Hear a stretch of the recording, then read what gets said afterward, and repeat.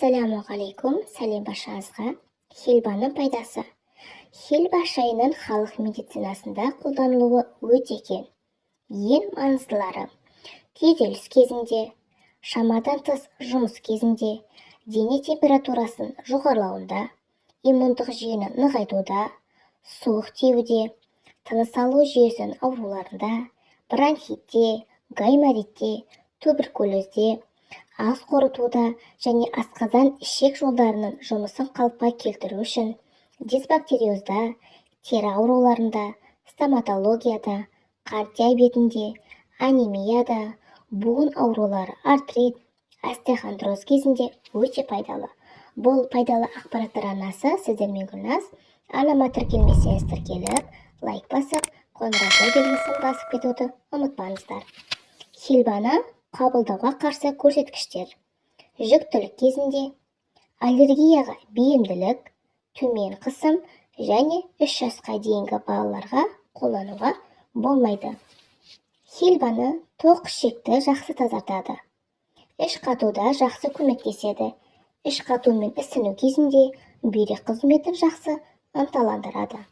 Жүкті болу үшін 1 стакан қайнаған суға 1 ас қасық хелбаны салып қайнату керек. 5 минут бойы баяу отта қайнатасыз. Дәміне қарай бал, лимон, зімбір немесе қант қосып 1 ай ішесіз. Күніне 2-3 кесе ішу керек. Жыныстық әлсіздікті емдеуге 2 шай қасық хелбаға 1 стакан ыстық сүтті құйып таңертең ішу керек. Тамақ ауырғанда 2 ас қасық дәнге 500 мл су құйып 30 минут бойы баяу отта қайнату керек. Кейін 15 минут тұндырып қоясыз. Күніне 3-4 рет тамақты шаясыз. Хелбаның классикалық дайындау рецептісі: 2 шай қасық хелбаға 1 стакан су құйып, баяу отта 5-7 минут қайнатасыз. Дәміне қарай бал, зімбір, лимон қосып ішуге болады.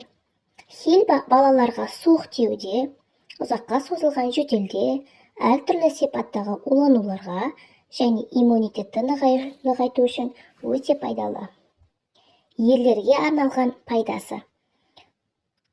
Хелба ерлердің тестостерон деңгейін жоғарылатады, эрекцияны жоғарылатады, сперматозоидтардың сапасын жақсартады және тас қалуды тоқтатады. Егер де менің видеом сіздерге ұнаса, арнама тіркеліп, лайк басып, қоңырау белгісін басып кетуді ұмытпаңыздар. Сіздермен болған мен Гүлназ.